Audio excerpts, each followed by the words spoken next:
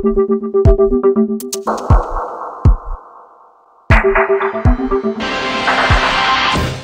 nang magaganap na impeachment trial kay Vice President Sara Duterte maliban kung katigan ng Korte Suprema ang apela ng Kamara. Ayon kay Senate President Pro Tempore Jinggoy Estrada, paglalakad pa niya, halos lahat ng senador ay gustong sumunod sa desisyon ng Korte Suprema na nagsabing unconstitutional ang Articles of Impeachment. Nakatutok si Darlene Kai. Sabihin natin, to abide by the ruling. To abide by the ruling. Mga 19 to 20. Yeah, except yata si Senator Alan. Ganyan na karami ayon kay Senate President Pro Tempore Jinggoy Estrada ang mga senador na gustong sumunod sa desisyon ng Korte Suprema na nagsabing unconstitutional ang Articles of Impeachment laban kay Vice President Sara Duterte. Bagaman hindi raw nagbotohan, nababasa naman anya ang posisyon ng mga senador nang pag-usapan nilang issue sa caucus nitong Martes. Una-una sa body language nila, pangalawa sa salita nila, malatama naman kung sino.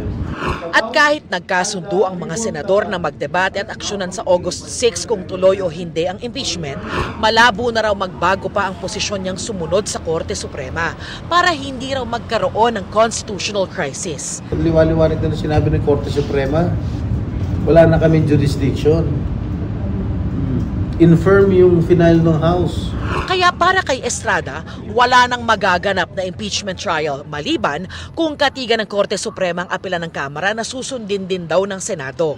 August 9 ang deadline para sa apela.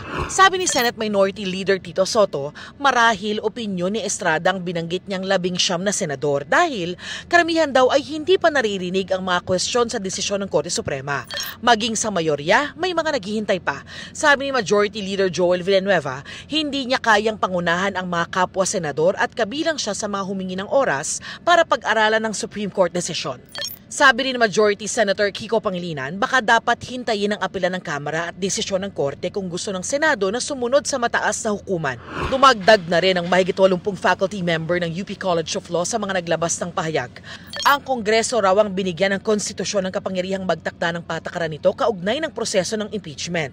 At dahil sumunod naman daw ang Kamara sa 2 dekadang president o mga dati ng desisyon at patakaran, anumang pagbabago ay dapat daw ipatupad sa hinaharap at hindi sa kasong ito ng Vice-Presidente.